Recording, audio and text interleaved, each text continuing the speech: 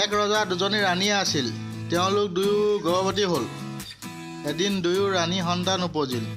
বৰাণীয়ে এটি ল'ৰা আৰু সৰুৰাণীয়ে এটা ঔটেঙা পালে।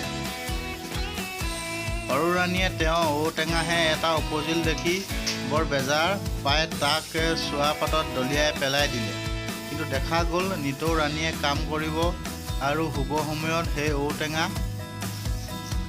বাগৰি আহি ৰাণীৰ ওচৰত পায়হি।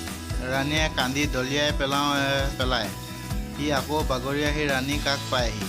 এদিন ঔটেঙাটো দুপৰীয়া মানুহ দুনুহ নোহোৱা সময়ত বাগৰি গৈ নৈ ঘাট পাই তাতে অলপ ৰৈ আছিল। সেই সময়ত ৰজা কোঁৱৰ এজনে সেই ঘাটত অলপ আওহতীয়া ঠাইতে বহি বৰশী বাই আছিল। কোঁৱৰৰ লক্ষ্য কৰি দেখিলে যে ঔটেঙাটোৰ ভিতৰৰ পৰা এজনী দীপ-লিপ্ত সুন্দৰী কন্যা ওলাই নৈত গা ধুই উঠি ৰূপেৰে চাৰিওদিশে উজ্জ্বল কৰি চুলিকোছা ৰ'দত শুকুৱাই লৈ আকৌ টেঙাটোৰ ভিতৰত সোমাই বাগৰি মাকৰ ঘৰলৈ উভতি আহিল। ৰজা ল'ৰাই কন্যাজনীৰ ৰূপ দেখি মোহ গৈ বাটতে বৰশী পেলাই থৈ ঘৰলৈ গুচি আহি ৰুখ ঘৰত সোমাল। ইফালে কোঁৱৰক বাপেকে মাকে নেদেখি বিচাৰি চলাত লগাই শেষত ৰুখ ঘৰলৈ ওলাই শুই থকা পালে। কি হৈছে বুলি তেওঁলোকক কোঁৱৰক সুধিলত কোঁৱৰে ক'লে যে ঔটেঙা আছে, এই ঔটেঙাটোৰ সৈতে মোক বিয়া দিব লাগে। ৰজা-ৰাণীয়ে প্ৰথমতে সেইটো হাঁহি উঠা সম্ভৱ কথা বুলি কোঁৱৰজনক বুজাবলৈ ধৰিলে। কিন্তু কোঁৱৰে নুশুনিলে। কোঁৱৰক খত বান্ধ এৰাব নোৱাৰি বাপেকে বজাৰলৈ সেই বাটেদি ঔটেঙাটোৰ সৈতে নিজৰ কোঁৱৰক বিয়াৰ প্ৰস্তাৱ পঠিয়ালে। ঔটেঙাৰ মাক ৰাণী সেই কথা শুনি কান্দি কান্দি ক'লে, মোক কিয় এইদৰে লাজ দিব লাগিছে। কিন্তু শেষত তেওঁ এৰাব নোৱাৰি সেই কথা মান্তি হৈ ঔটেঙাটো ধুৱাই পখলাই কোঁৱৰৰ সৈতে বৰ ধুমধাম কৰি কোঁৱৰৰ বিয়া কৰাই দোলাত তুলি আনি নিজৰ ঘৰ পোৱালেহি।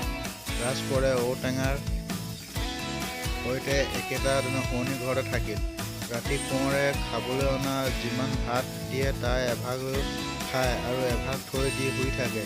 কিন্তু কোঁৱৰে টোপনিত আহিলে ঔটেঙাৰ ভিতৰৰ পৰা কন্যাজনীয়ে আহি সেই ভাতগাল খাই আকৌ ঔটেঙাৰ ভিতৰত সোমাই থাকে। নিতৌ কোঁৱৰে টোপনিৰ পৰা উঠি সেই থৈ দিয়া ভাত নেদেখি আচৰিত মানে।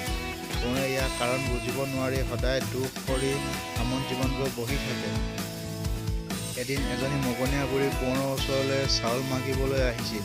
বুঢ়ীজনীয়ে কোঁৱৰক আমন জীৱন গৈ বহি থকা দেখি সুধিলে, বোপা তুমি দেখোন মন মাৰি আছা, তুমি বিয়া কৰিলা কিন্তু ক'ত আমি দেখা নাই, বোৱাৰীক দেখি পোৱা নাই। বুঢ়ীৰ কথা শুনি কোঁৱৰে আগৰ পৰা গুৰিলৈকে তাই সকলো কথা ভাঙি ফলত বুঢ়ীয়ে মাত লগালে, বোপা ঐ, ঔটেঙাটোৰ ভিতৰতে কুঁৱৰীজনী আছে। শোৱনি ঘৰৰ ভিতৰত একুৰা জুই ধৰি থবা আৰু দৈ গাখীৰ আঠিয়া কল ফেনেকি মিহলাই ওচৰতে এটা বাটিত থৈ দিবা। তুমি তোমাৰ শোৱা পাটিত টোপনি অহাৰ ভাও জুৰি নাক ঘৰঘৰাই থাকি দিবা।